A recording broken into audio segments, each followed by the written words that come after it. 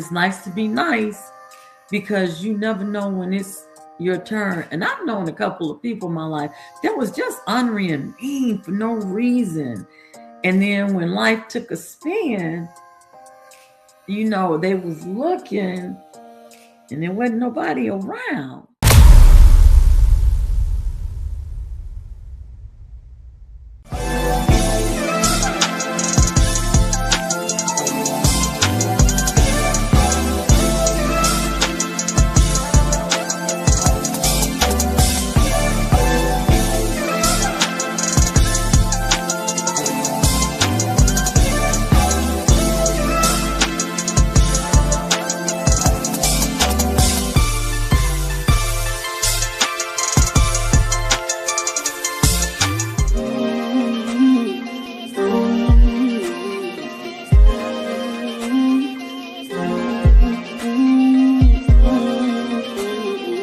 Breaking the silence, taking the dive in. Nikki pulling strings like she playing the violin. Made in his likeness, radiant vibrance. Give them all glory in a way to deny it. She gon' make you laugh, she gon' stimulate your mind. Making things shake, she ain't in the wasting time. They can come close but can't imitate the grind. Got a different way to illustrate and innovate designs. BTS podcast, gotta watch that. Teaching us the game, that mean Nikki got class. If you watch it once, you gon' wanna stop back. This an opportunity that you cannot pass. Unleash your inner voice, cause better days coming. Better days, get ready for better days. Better days, better days. Better days, get ready for better days. Better days, better days.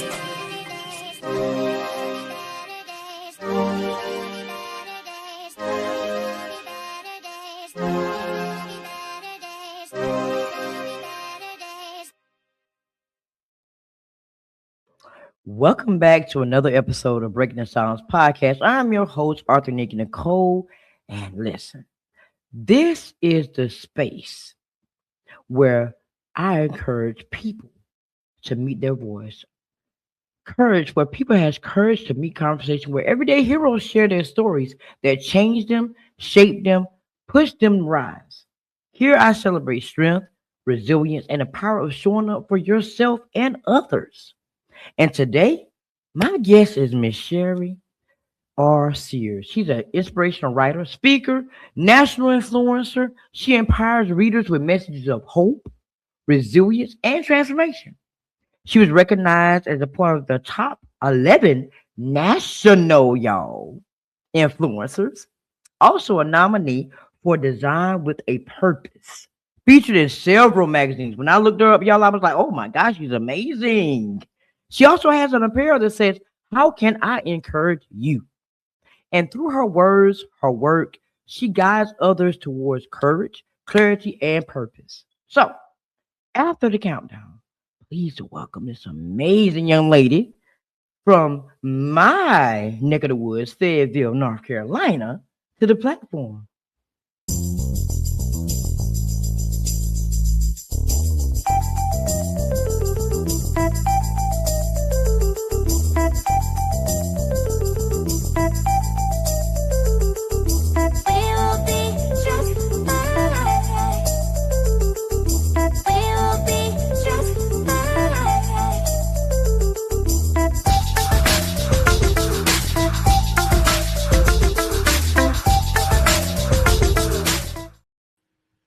I just want to say it's an honor to have you as a guest. How you doing? Thank you. Good evening. Thank you, Nikki, for having me. I appreciate it. You're welcome. So now, before people saw you as this inspirational writer and speaker and all these amazing things, who were you?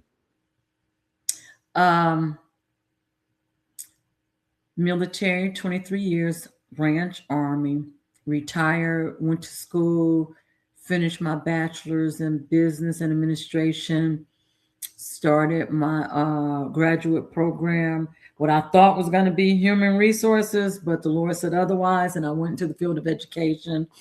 So I was just doing my thing, trying to adjust to being a civilian, and life was life, living my best life. So I thought. So now, take me back to that moment that you fell in love with the pen and the paper. Okay, growing up, I can't even believe I'm telling this story. My father used to make me come from outside playing, and he would have a notebook and pencil and pens, whatever, and he would pick an object and tell me to write a descriptive essay. And my parents always made me read. So always wrote while I was in school because it was a requirement. Then, going into the military, becoming a leader, had to write. Then we're not going to even talk about going into the field of education. You teaching and you're writing, and you teach and writing. So, but I didn't really learn that I loved writing, believe it or not, until about 3, 4 years ago. Yeah.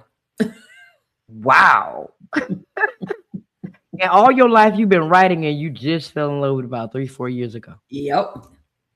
Yes, Wow. ma'am. Just fell in love with it it'll be 4 years, February of this year. Yep. Wow. So now what made you first realize that, your words weren't just for you, that they were meant for to help somebody else around you?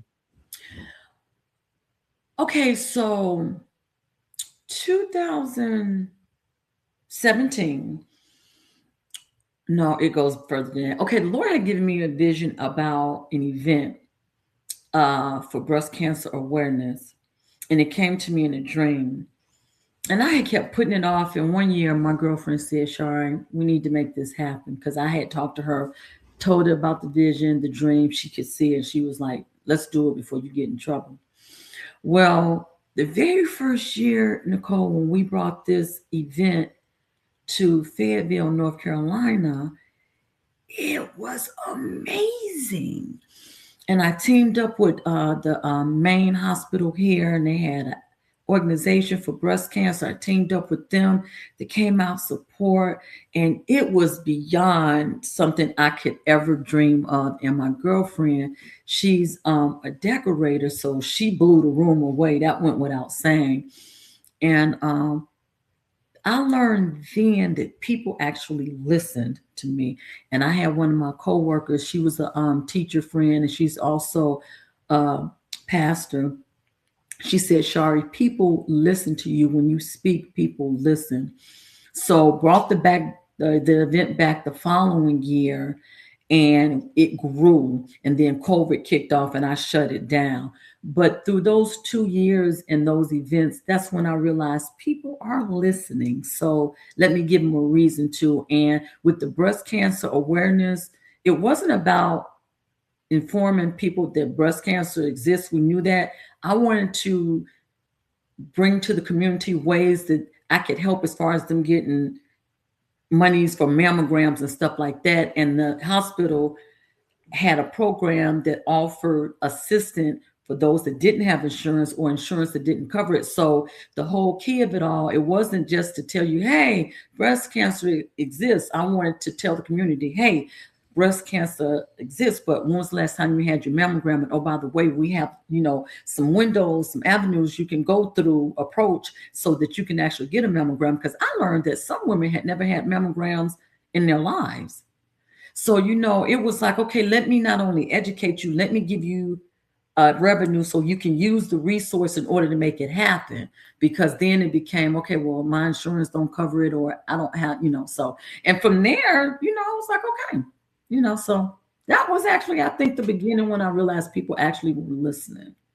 Wow. So you found your voice. I You did. found your voice. I That, did. it's an amazing thing when you find your voice. When I first started breaking the silence, I found my voice. It was like being on cloud now ever since.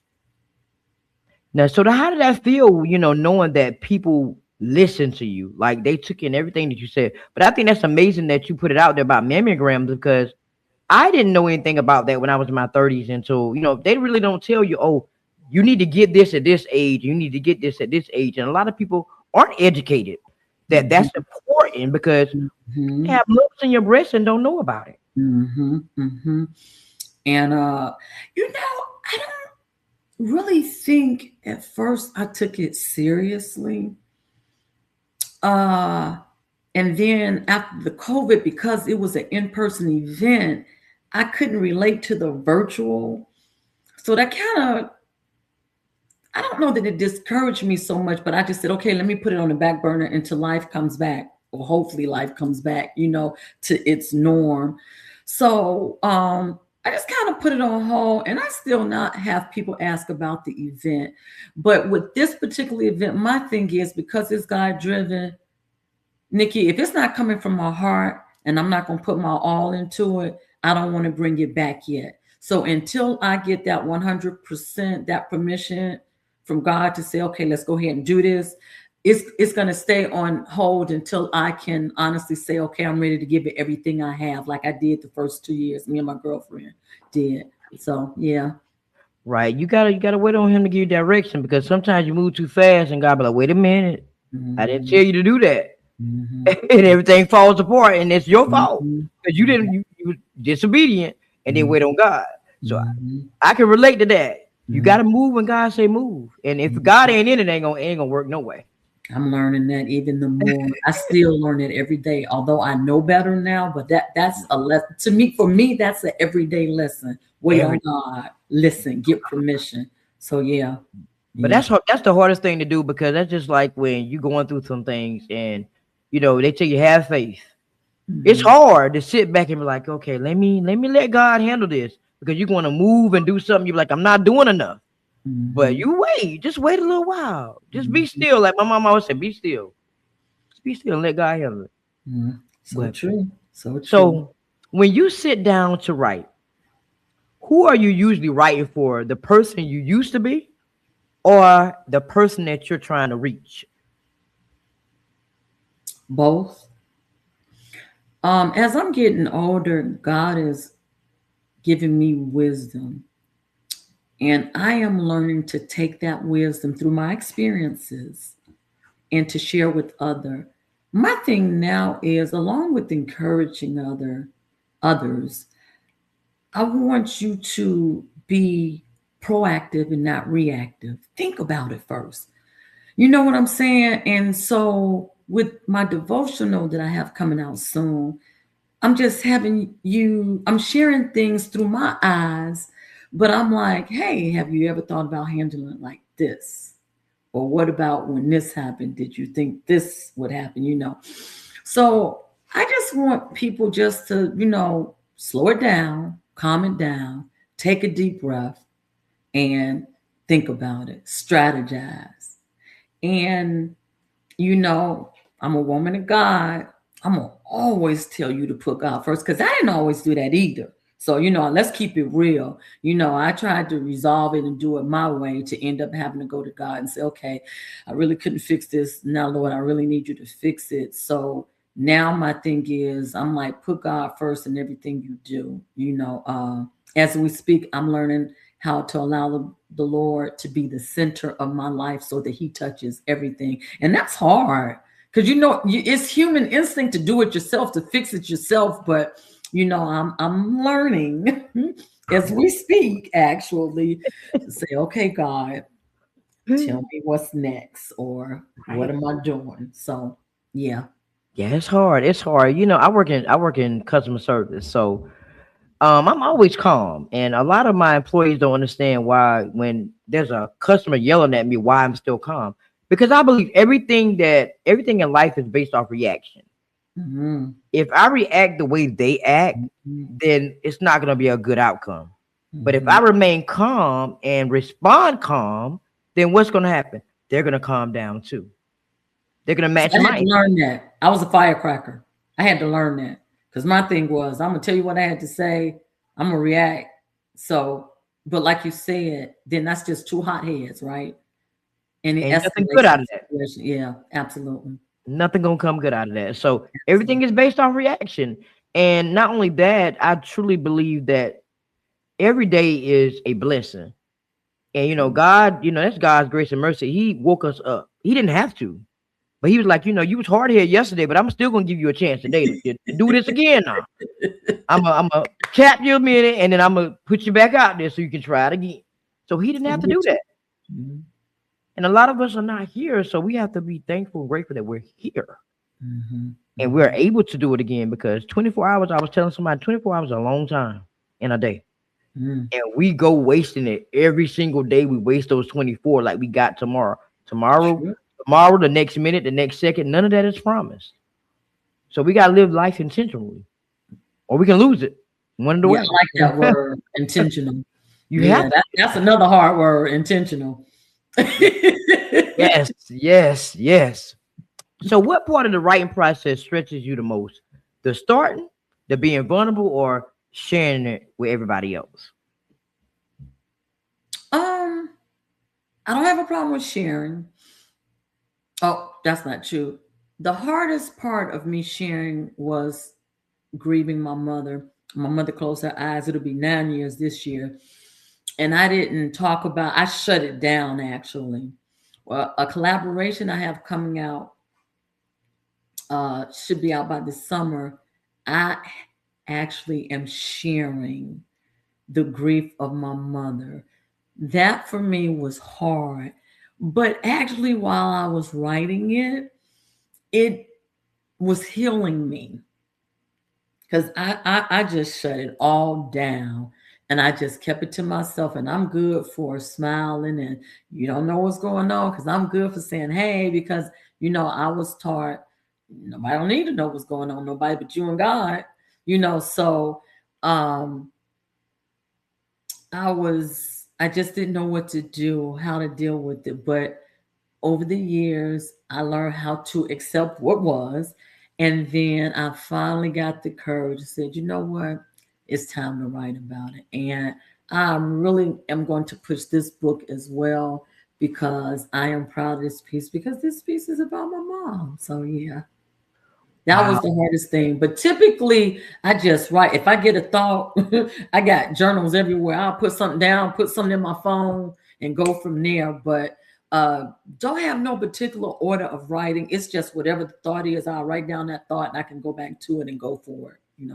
Wow. Well, first of all, sorry for your loss because I cannot imagine that. I tell people all the time, if I lose my mother, I'm gonna be shut down for a minute. And to hear you say 9 years and you're still healing, that Mm. that tells you that that is a hard pill to swallow when you lose your mother. I've lost my father. My mother's my only parent living, and I have no grandparents. So to me, that's like the last matriarch that's gone. So I can just imagine how you felt with that. So I'm glad you found the courage though to share that story because somebody out there probably going through the same thing and Mm. trying to figure out how to cope and don't know how. Don't know how to cope. So now, what's one sentence that you've written that still speaks to you when you're struggling, and why does that one sentence hit differently? I have this saying, and I think it's mine because I've never heard anybody else say it. So I've been claiming it for a while. It's nice to be nice because you never know when it's your turn. And my thing is, I really do try to do unto others as I want them to do unto me. And I know I can't help everybody, and I'm not meant to help everybody, but as I can, I do try. You never know when it's your turn.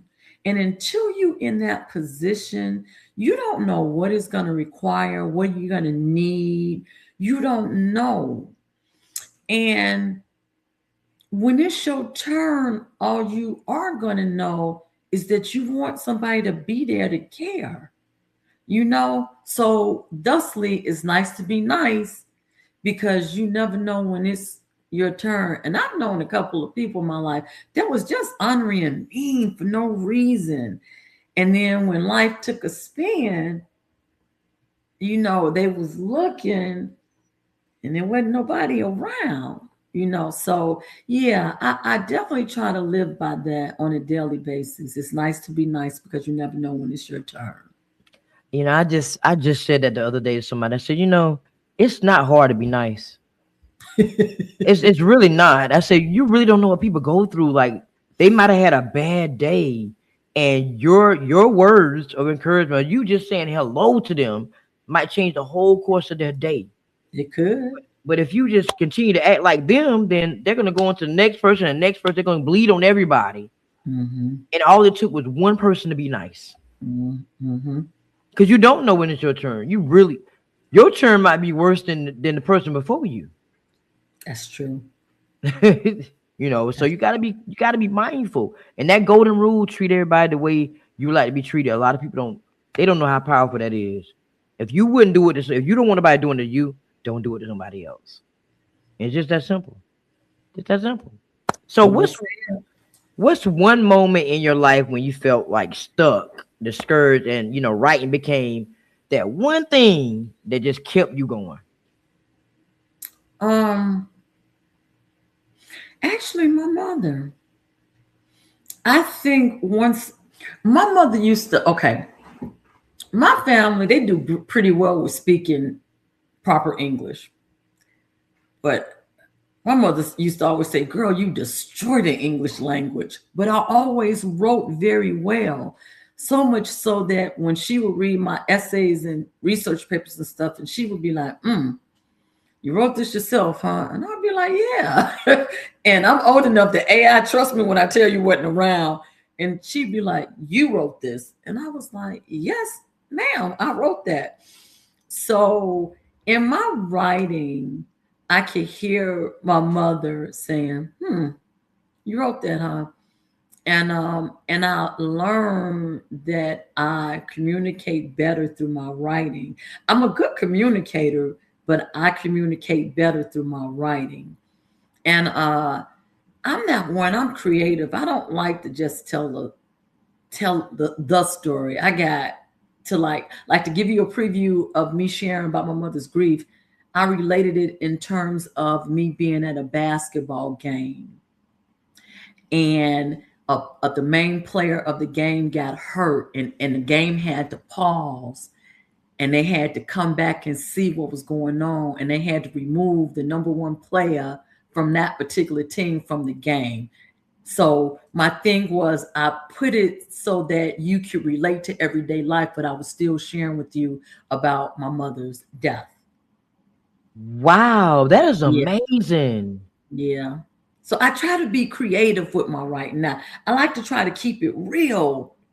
And the one thing I'm learning about writing, you want the proper English, but at the same time, when you're writing for people to relate, you don't want you want to have proper English and grammar, but you want them to be able to relate and read it and understand it too. So, yeah, it's that part. Wow, I love that. I want that. I'm gonna have to get that and read it because I that's amazing. promise you, you will like that book, Nicole. It's different. It's a variety of authors just being transparent and just sharing their journey and letting you know how they became resilient and going through it, the storm. But yeah, it's a good read. I'll remind you of it. I promise. Wow, wow, that's amazing. Yeah, I'm gonna have to grab my copy. But I want an autograph copy though. I could do that. I could do that. I could do that. Yes, I want an autograph copy. Say, yeah, I know her. I know her. Yes, man. I can do that. That's too easy. Too easy. Okay. So now, if your writing were, say, a note left on someone's kitchen table for tomorrow morning, what would you want it to quietly remind them of before they step back into life? Grow with purpose. Mm. Most things in life automatically grow, so that most things in life you have to feed in order to grow. But we as people, when we grow, and I'm not talking about our everyday growing up in life physically, grow knowing that you're growing for a reason and with a purpose or to do something with that growth. Just don't grow and give back. What's the purpose of knowledge and wisdom if you can't share it, if you keep it all to yourself? So grow with purpose. That would be it. I just did an episode, a motivational episode that was called Bankrupt. And I guess people, when they looked at it, they probably thought I was talking about something else, but I was talking about being spiritually bankrupt Hmm, by that's good. not allowing yourself to just think about you. You got to think about everybody around you because I started noticing. I was watching a podcast one day and they said 90% of the people in the world only think about themselves, and I was like, that can't be true. But everywhere I went that day, I started realizing that, man, that is true. Even just waiting in the line at the grocery store, you got a person at the front of the line that's taking forever, not even worrying about who's behind them. And then that person behind them in front of you got to get to work. And they're like just standing there like, Lord, I got to get to work. I got to work. Next thing you know, everybody getting out of the line because this one person held the line up because they was only thinking about themselves. Okay. So I hate that, but it's true. A lot of things in life we deal with. Just pay attention to your surroundings. You realize the same thing. You be like, Nikki Nicole was right. But I did that episode to basically say that, if we're not, thinking about everybody else, including ourselves, then we're spiritual bankrupt. We're not helping nobody. We're not even helping ourselves. We're stuck on our ego. That's good. That's So good. I'm down to my last question for you. Okay. If you can send a message to your younger self without changing anything from the past now, Okay. what would you say and why? Girl, walk with confidence. Why not you? That's powerful. That's That's what powerful because a lot of us don't even have confidence when we're coming up. It's crazy because I think everybody goes through that in their lives where they don't feel like they're good enough. And then they get to become 45, 50, 60, however, and then you're like, I can do this. I could have been doing this. Why did I do this a long time ago? I let people talk me out of being me. So you're right. All right. You gotta be you. You gotta be you. Got to. You can't. Nobody else can do it like you. No, And nobody really. can tell your story like you. You're the only one that can tell your story. Illustrator, the author, the creator, all of that, and you can change the course of your whole story. You can change the chapters in your story. You can change the ending. You really can. But I used to have this Sunday school teacher that used to tell me all the time, "Don't let nobody find you." And at the time, as a child, I didn't know what she meant. I really didn't know. I didn't have a clue. I was like, "Yes, ma'am," "Yes, ma'am." But then as I got older, I was like, nobody can't define me. The last time I checked, I wasn't in the Webster's dictionary. So I stopped walking in other people's shadows and started walking in my own. But that's hard though. That takes time. That takes growth over a period of time. I will say that. So now I'm here to pass the mic to you. I'm gonna do the countdown, and when we come back, you're gonna be up here by yourself. This is your moment where you can shine, let everybody know about these amazing things you have coming up for 2026, how to follow your journey, how to get your books, all that good stuff. Okay. After the countdown, we'll be right back. Okay. So before I pass the mic, I just want to say thank you. I am grateful to be able to converse with some amazing people doing amazing things every day and share them with you so you can know about these people. So thank you for showing up. Thank you for listening. Thank you for supporting Breaking the Silence. It means the world to me. So if this space has inspired you, challenged you, or made you feel seen in some type of way, do me a favor. Subscribe to this channel, like this episode, share it with someone who needs it, and drop that comment and let me know you're here because I want to hear your thoughts. Your support means everything to me. It keeps these conversations going. So now, let me pass the mic so you can know how to get in contact with this amazing guest. So let's get back into this episode.